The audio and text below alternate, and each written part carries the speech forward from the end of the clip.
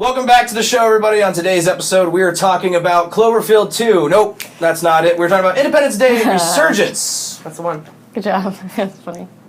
Thanks.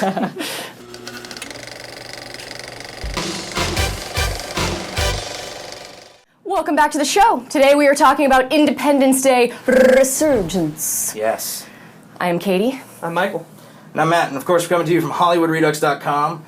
Please subscribe below for all of our videos and fun things. And if you like this episode, give us a like button. But anyway, we're talking about Independence Day Resurgence. Will Smith free.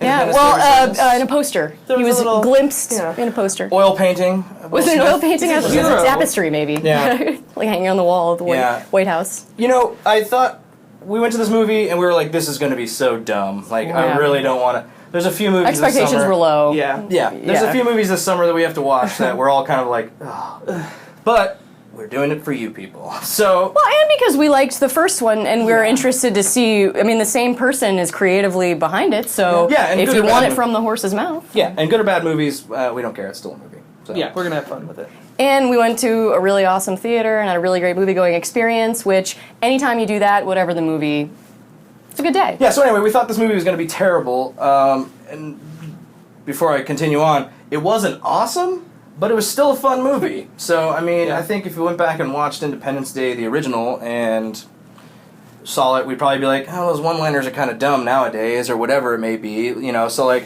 I feel like they kind of kept the 90s mentality, in a sense, in this movie a little bit, and, like, just kind of... Well, it was literally trapped in a time warp in the story. Yeah, some of it was, yeah. All the old people were just kind of like, oh, I just woke up after 20 years. Wow, all this stuff. I do know about smartphones, though. So. Don't worry about that. Yeah. No, I mean, it was an enjoyable film, though. It was a fun movie. It was a summer blockbuster.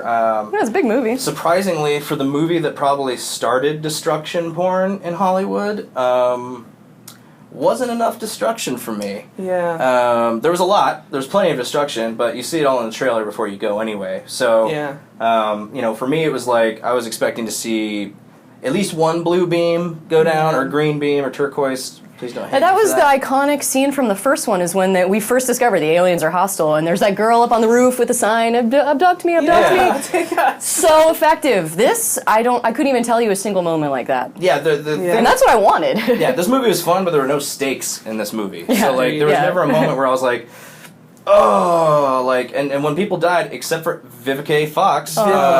Rest in peace, Vivica. I mean, she's alive, but the She's character. alive. The character. It's kind of morbid. dead. Sorry. No, but that character, like...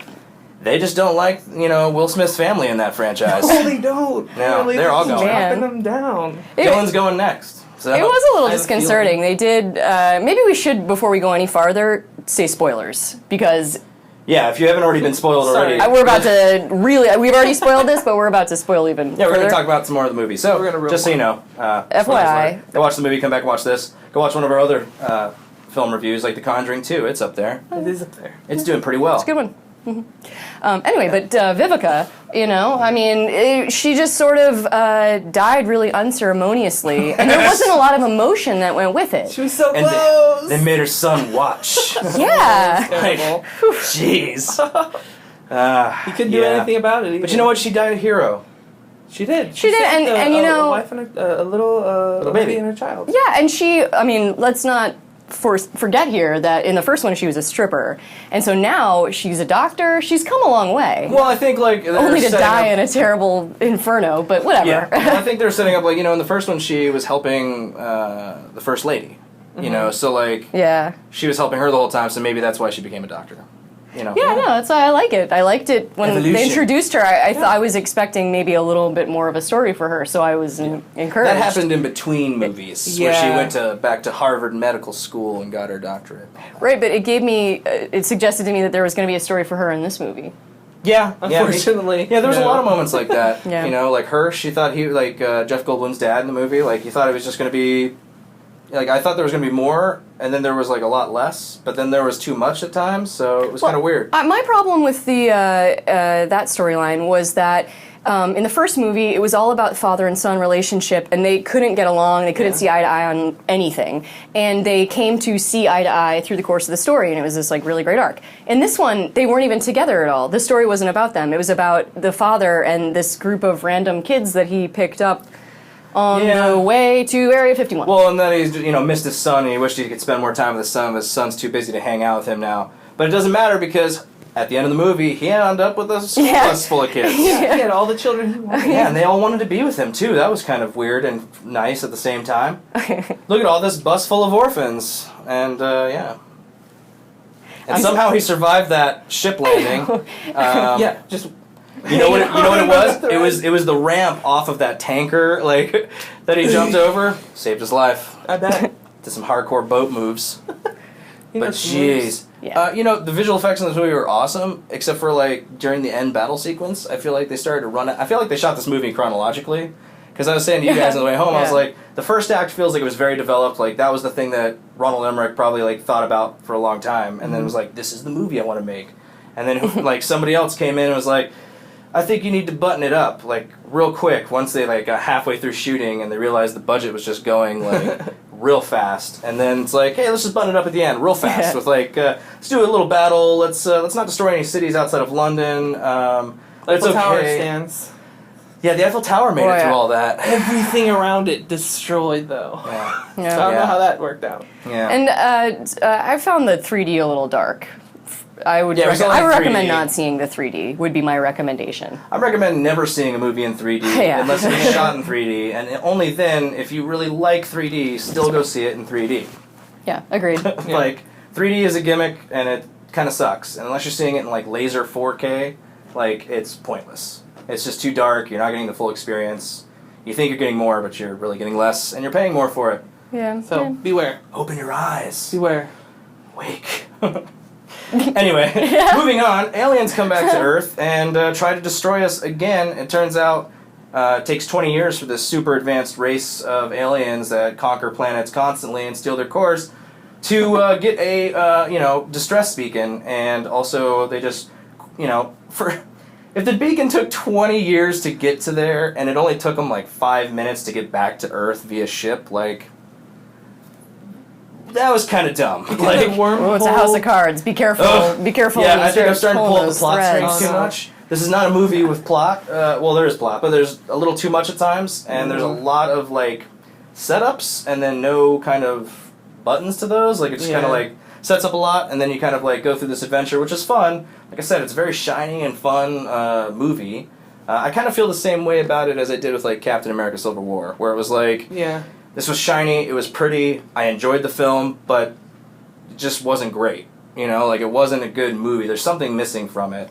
And I feel like they were running out of money like halfway through the movie because they literally just kind of like, all the effects started getting a little worse towards the end. And then it was like, wow, I could see that whole line of people with the guns. Yeah. It is just an out-of-focus visual effect shot in the background, and they are like clearly standing against a green screen. All the crowd shots at the celebration of the destruction of the thing that was supposed to save us. Yeah. I love how like our defense system was like a bunch of satellites that take way too long to fire, and hey, Madam President, the 10-second countdown to save the world killed the world. Like, no, listen, Celia Ward's president was so bloodthirsty. She kept issuing orders to just kill her. Destroy. Yeah. I was like, Celia. Let's talk about Jeff Goldblum. Let's talk about Mr. Goldblum. The William Shatner of this film. He was indeed the Shatner of it all. He delivered so many line readings that I just was like, if I closed my eyes, I could be on the bridge of the Enterprise right now. I wish I was. And then if you open your eyes slightly, you'd be like, is that Data? Oh yeah, it was. It was total. It was Star Trek action because, of course, Data had one of the best stories in the whole movie. I actually enjoyed his story. Turns out Dr. Kuhn had a domestic partner the whole time. That was a beautiful love story. Yes, they shared such a love that lasted 20 years of one party sleeping. Another casualty of the war of 20 whatever year this was supposed to be. I guess it was 2016. 2016. Things current. All right, the war of 2016. Yeah, wow. It was good, and it was good to see Brent Spiner up and around. Yeah. I really like that actor, and I wish he would act more. I feel like he'd be interesting in a lot of different roles. Yeah. But he still had his hair when he woke up, he saw his lover. That was a great bit. Little balder, but he was like, "Oh, you still look great." Yeah. Yeah. You know, I liked that, like, you know, it's kind of cheesy and total plot device, but, like, that orb that came there, like, you know, the last survivor of their race, you know, that was, like, making a colony of, like, how to fight back against these guys. Like, it was cool in the sense that they set up plenty of sequels if they wanted to do more. Yeah. But, like, I don't know if they should. They were really excited at the end of the movie. It was kind of like, let's shoot the Cloverfield monster! And, like, literally, that was, like, a straight rip. The full, like, there was even a shot that, like, there's, a monster paw that comes down, and then, like, the camera looks up, and everybody's running, and then it comes back down. And it was I think they literally just changed the background of Cloverfield from New York City to Area 51. Desert. And changed it from a green monster to tan. And that was it. Like, it was straight the Cloverfield monster, and then they put, like, some, like, really spaghetti monster stuff on the back, you know? She was one mean mother, though, that Clover. That's true. Oh. Clover, the mother edition. Yeah. Clover's mother. Mother Clover. Clover's mother. It's like Psycho. I don't want to steal this joke because Katie said it on the way home, and she has to say it now. But you were talking about the best story arc of the entire movie. Oh, yeah. Well, Bill Pullman's face has the most beautiful story of all, because you go on this journey from, like, Civil War of the soul. Santa Claus on heroin. Oh, man, isn't that? Yeah, it was pretty rough. And then he comes out, like, newborn baby, and it's just, younger. like, just handsome leading man, still with that wonky eye that is so charming. I love that one eye that is always, like having focus problems. I don't know what he's doing, but I love it. It's charming. God, love him. Jeff Goldblum was like he just was stuck in that character, and, like, it just seems like he kind of, like, was called and said, like, hey, show up. I love Jeff Goldblum, but it felt like he didn't really, like, remember the part, and he felt like he was just kind of, like, saying the lines. And then, like, you've got Bill Pullman, who, like, went for it 110%. Like, aliens are back? I'm putting my fucking cane down. I can walk now. I'm shaving my beard, and I'm gonna kill some fucking monsters. He was the Linda Hamilton. He was the Terminator 2. I'm tired of this Bill shit. Pullman. I'm an old man now. He told Roland Emmerich, he was like, I am not doing this movie unless you let me be crazy like Linda Hamilton in Terminator 2. But he died handsome. He died hella handsome. So handsome. To be fair, though, I didn't see a dead Bill Pullman.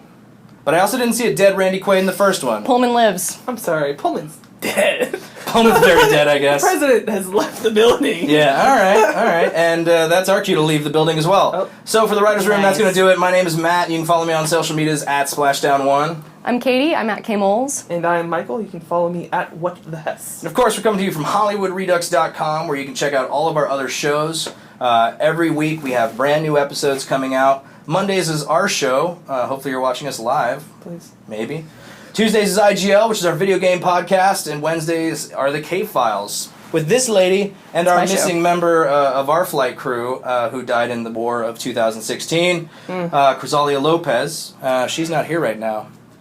She'll be reborn from the ashes of her former self in the next podcast. Yes, so check out HollywoodRedux.com for all of our fun stuff. We have tons of updates, blogs, all sorts of great things for you. So go there, check out, subscribe to our mailing list and everything like that, and you can get all things great from us. All new. Right? Updates. Thumbs up. Okay, cool. So that's going to do it for us for this week in our discussion of Independence Day Resurgence. Thank you so much for listening. Check out below. There's a subscribe button. You see that right there? We're kind of pointing to it. It's over there, I think. I think I'm actually pointing to it this time. And above us is a link to our website, the thing we just talked about. Click either one of those. Click the like button down there. So many activities. Choose. So many things you can do. Choose one activity. Yeah. Please clap. Please clap. Just kidding. All right, see ya. Bye. Bye.